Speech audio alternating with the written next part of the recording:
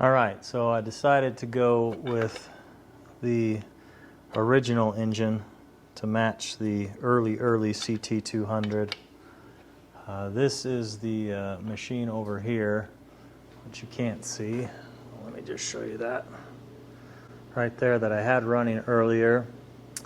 I'm just going to use that as another engine. Take parts from this engine I've got back here.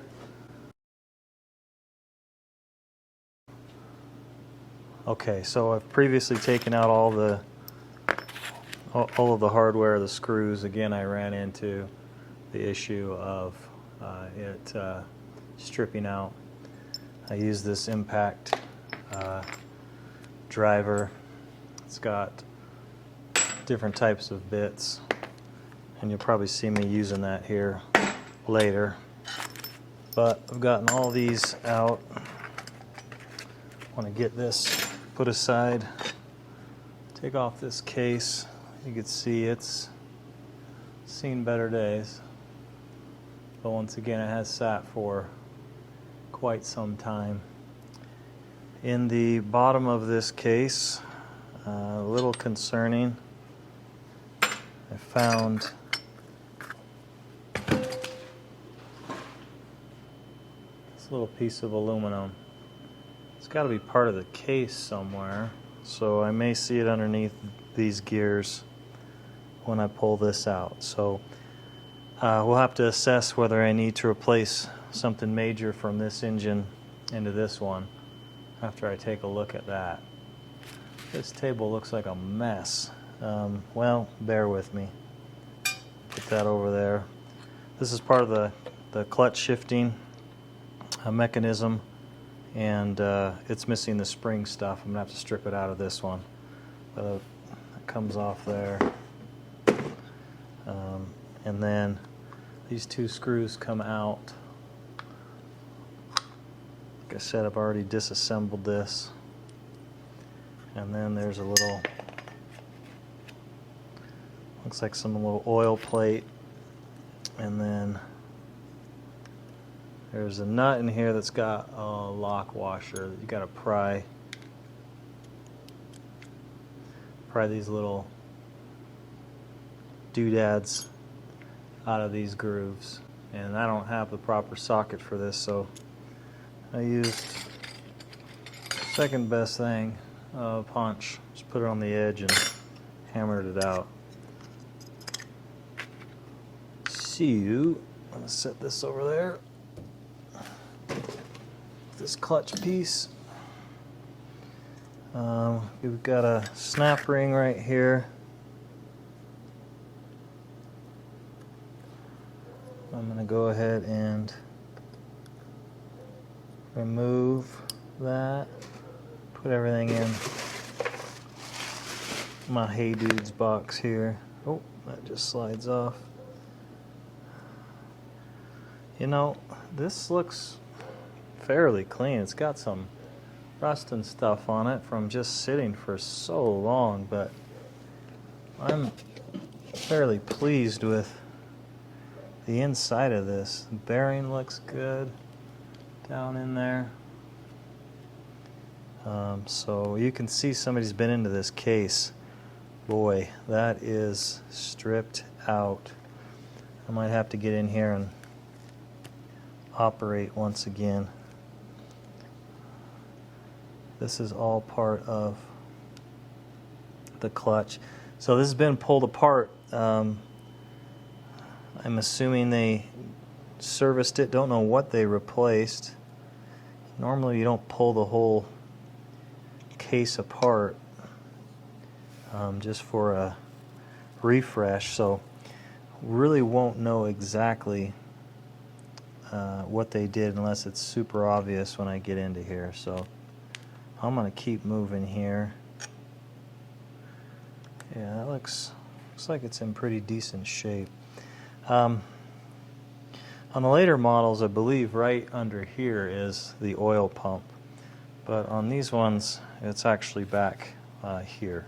Same position on the engine, but yeah, oil pump is back here, and so we'll be working on that later. This is probably just a 10 mil. Break that loose. It's got to be part of the oil pump system. Keep that down there. I am not thinking I'm going to have luck removing this stripped. Oh, I did. Well, maybe that's good. Maybe it wasn't tight enough, but go ahead and get that guy out of here. All right, let's get this little oiler off here. Tempted just to leave this in here. I think I'll, yeah, hollow bolt. This is part of the oiling system. Looks like it oils out over here, straight down into this gear. That's the crankshaft right there. So that's how that gets lubed. I wonder if I can get that off with an impact. Looks like it's a 14. Go get a socket over here and try my impact. Just grab my impact sockets over here. You can do that. All right, I got a washer there. And then that gear just pulls the camshaft. That lobe's got some grody stuff on it. I'm hoping, I think I can just clean that up. Must have had some water just sitting right. That's got a little bit of corrosion to it. Not thrilled about that. I may end up looking at the camshaft. Did I say crankshaft? I don't think so. The camshaft in this other unit. That didn't need to come out. That looks like it holds the gear to the cam. Yeah, it does. All right. Put that back in there. What a time saver. There's no bearing there. It just runs in a race here. That's interesting. I don't know if the later models have a bearing there or not.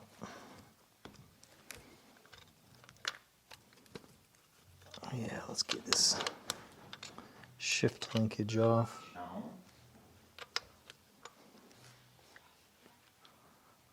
Yes, sir. Where's my shoes? What shoes?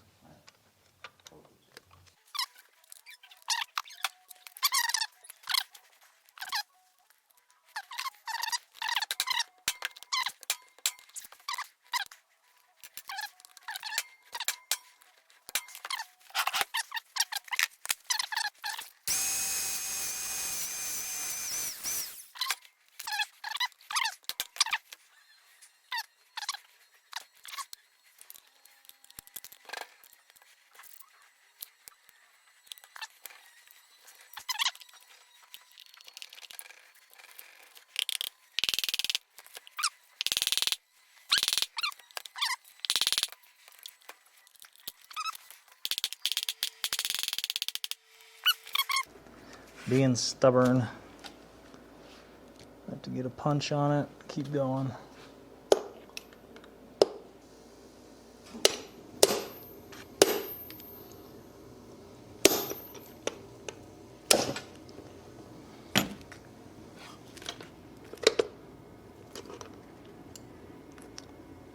Just a little seized up.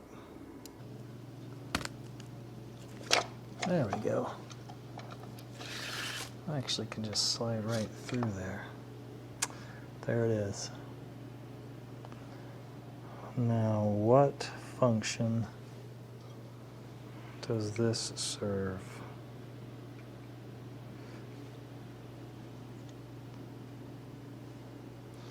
How critical is that? What do we have here? There's our crankshaft, piston.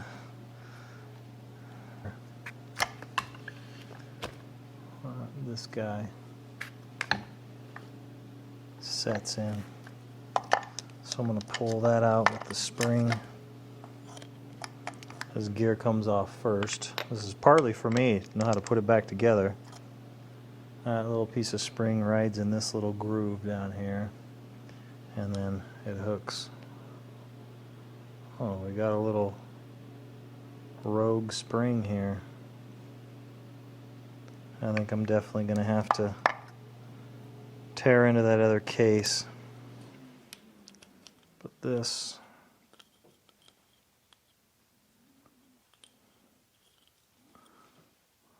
hooks in there like that. Set you over there. And I think I can pull all of this out.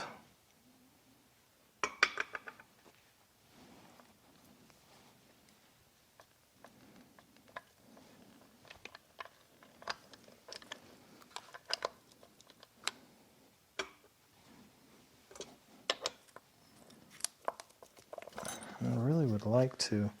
Oh, I know what we're up against.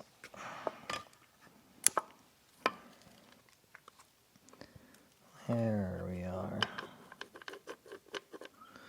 So, let me see if I can.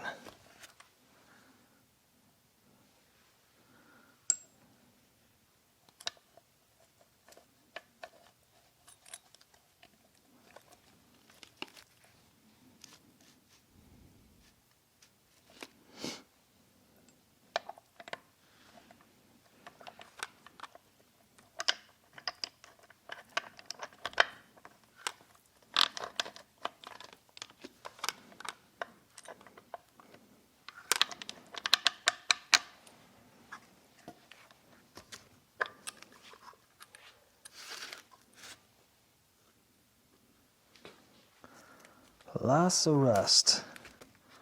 There's the oil pump.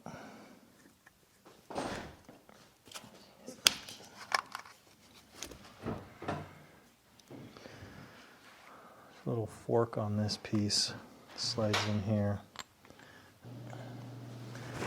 Okay, I think we've had some sort of, I wouldn't say catastrophic failure. This beam broke off, and this little race right here is definitely chewed into. I'm going to take this centerpiece out of the other engine over there and use it just because I don't want to risk anything. So definitely decided to do that. And then I pounded out the crankshaft assembly complete with piston. It looks to be in good shape.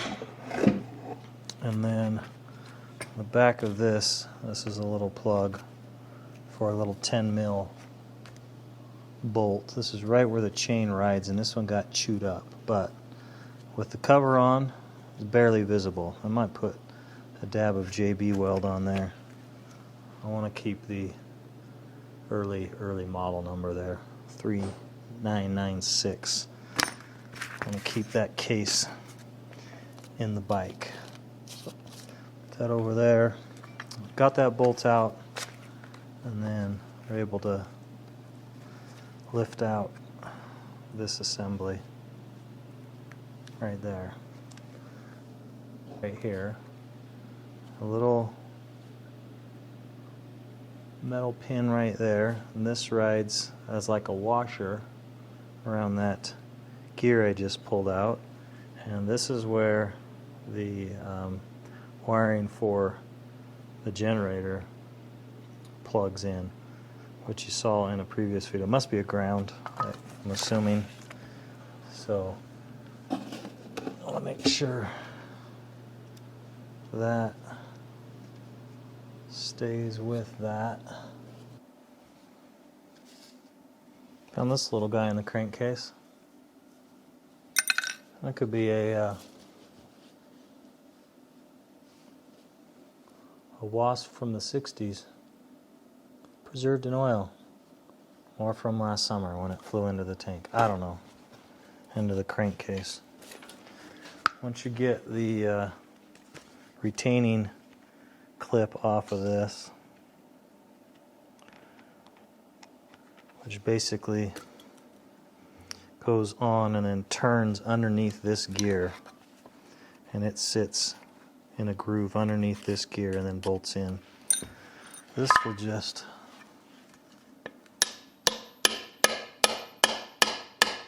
pound all the way through, which will be nice. Really should have this set up better, but I don't.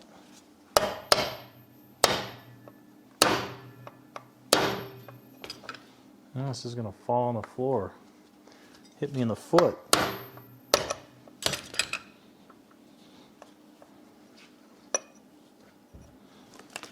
Well, what are you gonna do now? That's what I'm gonna do. Okay, just seal back there. You know, it's still really pliable. They probably replaced all the seals when they redid this, and so we know this goes on there. There's a little groove that the retainer rides in.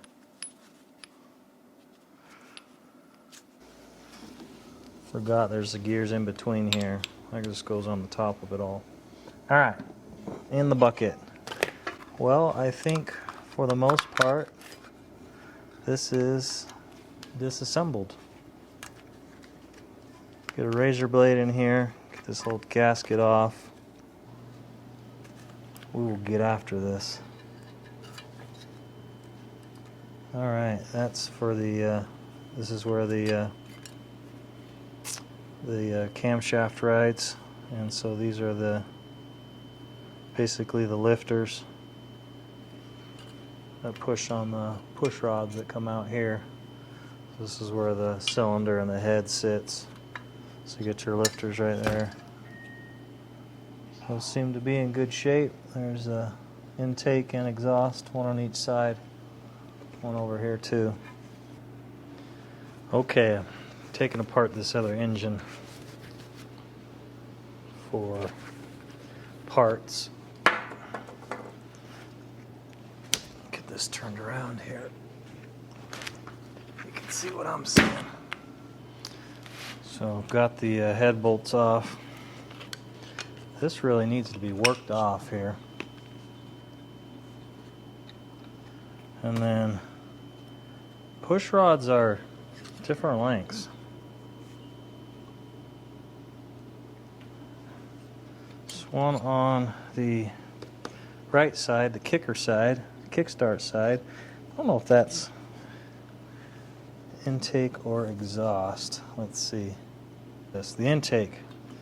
The intake is longer because this long rod here actuates this one,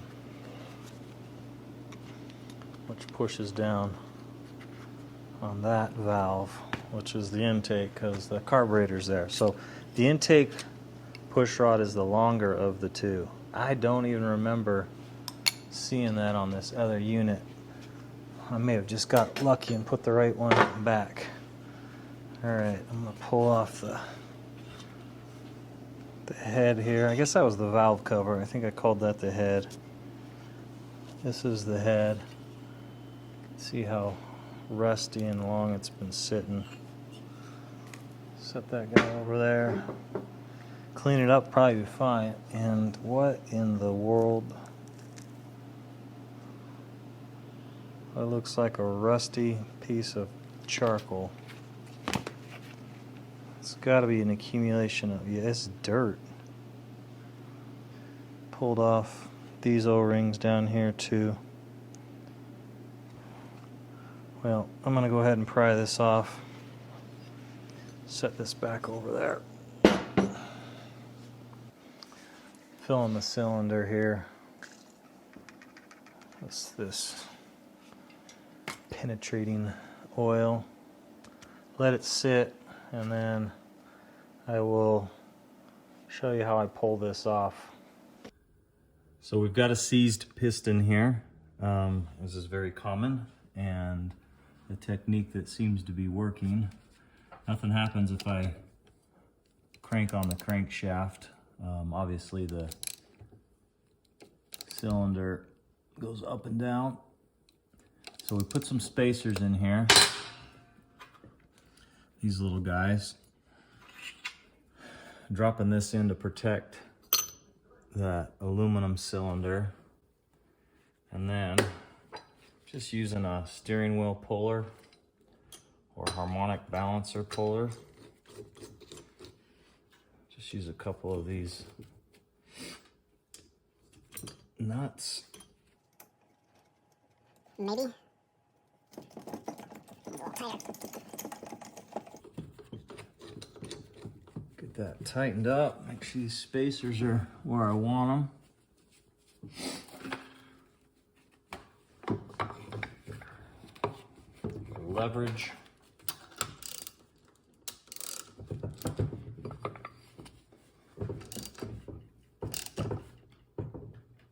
I've soaked it with fluid for a day.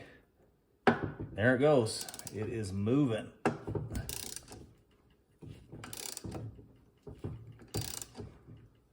Success. So we've switched to sockets because we ran out of stroke and it was bottoming out. But you can see the piston is definitely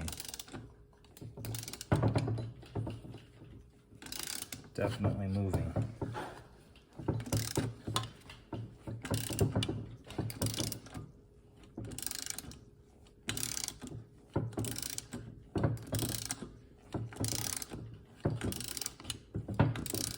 Oddly satisfying.